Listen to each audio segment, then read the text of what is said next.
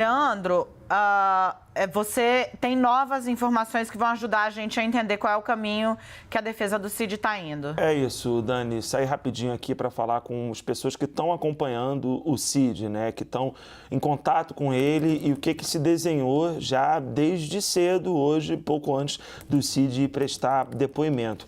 O argumento é de que eles não tiveram, como você confirmou, a informação sobre a perícia completa da Polícia Federal no celular do tenente-coronel Mauro Cid, mas para além disso, eles também reclamam do fato de não ter tido acesso à perícia de outras pessoas que foram presas nessa operação do começo do mês de maio. Eles querem, por exemplo, saber o que tem exatamente no celular do Ailton Barros. O Ailton Barros é da onde saíram os áudios golpistas, mas é a pessoa-chave também nessa história, porque é quem o Cid procura para poder fraudar cartões de vacinação. E aí o Ailton Barros diz que tem uma forma, que tem um contato, um conhecimento, chegam na Prefeitura de Duque de Caxias. Mas quem é um dos operadores, o mentor do esquema da fraude do cartão de vacinação, segundo a Polícia Federal, até aqui é o tenente-coronel Mauro Cid. Mas a segunda ponta, né, a ponta de Duque de Caxias dessa história, quem faz esse elo é o Ailton Barros. E a defesa queria saber exatamente o que foi encontrado no celular do Ailton Barros. Esse é um exemplo de outras provas que as pessoas ali próximas ao Mauro Cid dizem que ele não teve como estudar e por isso não conseguiu se preparar adequadamente para esse depoimento. Eles não descartam, entretanto, que mais para frente o Cid vá prestar depoimento à PF. Ô, Leandro, isso que você traz é bem importante, porque não é que ele quer acesso ao celular dele, a perícia dele. Ele quer saber o que mais tem nos celulares de pessoas que foram presas com ele e que estão no centro de pelo menos duas tramas criminosas. A da fraude à certificação de vacina e a do golpismo. Que é o Ailton, é o personagem citado por você, que aparece e que conecta tudo isso. Tanto a associação criminosa, segundo a PF, que operava a fraude à vacina, quanto esse grupo desqualificado que tramava prisão ilegal e insurreição no Exército para impedir a posse do Lula. É isso, Dani. E o que eles estão, essas pessoas que estão auxiliando o tenente-coronel Mauro Cid estão reportando é o seguinte: não se trata de um adiamento ou de ficar em silêncio do tenente-coronel por conta dele não ter tido acesso à perícia no celular dele. O problema, e aí citam esse Ailton Barros, esse celular do Ailton Barros como um exemplo, mas nenhum exemplo é citado à toa, no sentido de que eles não tiveram acesso a todo o acervo probatório apreendido na operação. É isso, né? Eles querem ter acesso a tudo. E dentro desse tudo está o celular do Ailton Barros, do Max Guilherme, do Sérgio Cordeiro. Ailton Barros, ex-militar que enviava os planos golpistas. Sérgio Cordeiro e Max Guilherme, dois assessores super próximos ao Bolsonaro que foram com ele para os Estados Unidos e que o tenente-coronel Mauro Cid conhece muito bem. Então, diante disso, de não se chegar no dia do depoimento sem saber o que essas pessoas têm e o que a PF tem dessas pessoas, que o Cid preferiu ficar em silêncio hoje, Dani. Yuri, quero te ouvir para a gente poder tentar chegar num registro mais claro de qual é a estratégia. De novo, a reiterar que sim, que Mauro Cid sabe o que fez, o que falou no seu celular e com esses interlocutores que também foram presos nessa operação.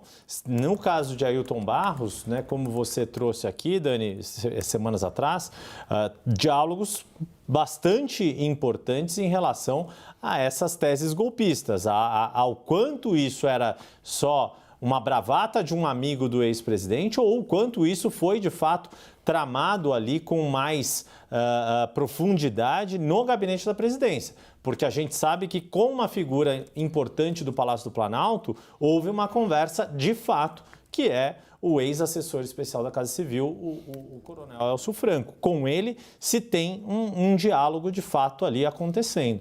A grande questão é o quanto o Mauro Cid andou com esse tipo de conversa e diria mais, a gente sabe dessas conversas entre Mauro Cid e Ailton Barros.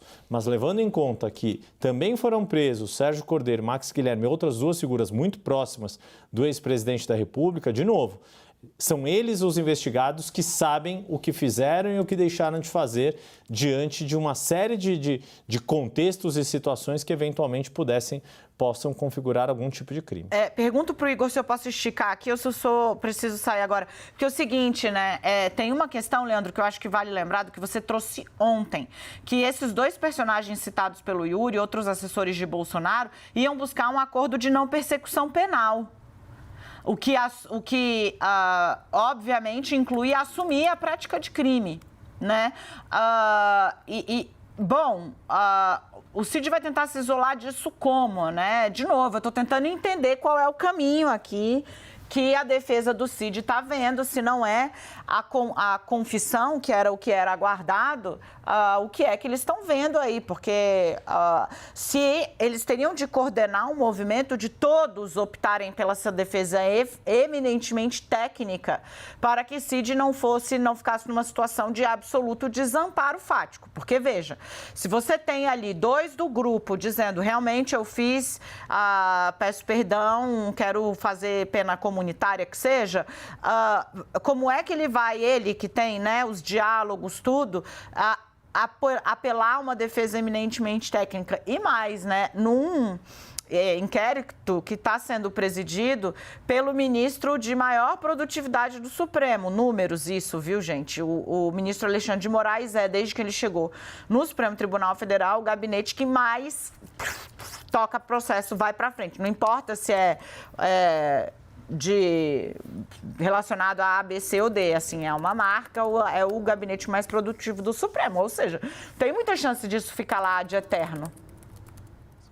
E Dani, eu tô olhando para baixo aqui pelo seguinte, essa questão do Sérgio Cordeiro e do Marcos Guilherme estarem aguardando um acordo de não persecução, né? Celebrarem um acordo de não persecução com o MPF.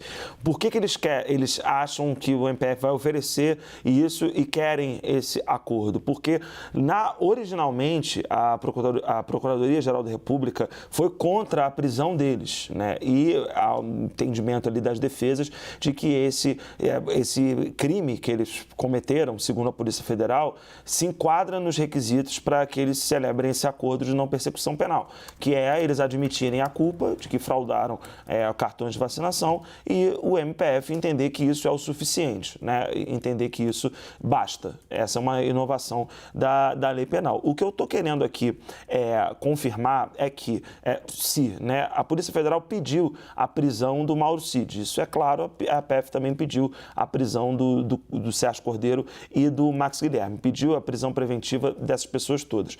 Porque a situação deles é diferente nesse sentido, o que mostra por que as defesas estão optando caminhos separados. E aí que está a raiz do seu questionamento, né? Por que eles estão seguindo caminhos separados? Porque eles estão nessa investigação em estatutos diferentes. O Sérgio Cordeiro e o Marcos Guilherme, na peça da Polícia Federal, aparecem como pessoas que se beneficiaram desse esquema. O Mauro Cid não, aparece como uma pessoa que arquitetou esse esquema. Não sei se consegui me fazer entender a diferença desses estatutos, porque se o Mauro Cid for abandonado, é justamente por isso, por ele estar, para usar a expressão que a Renata adora, mais encalacrado do que os outros, né? Está com um problema maior para responder ao Supremo Tribunal Federal do que os outros dois assessores do Bolsonaro.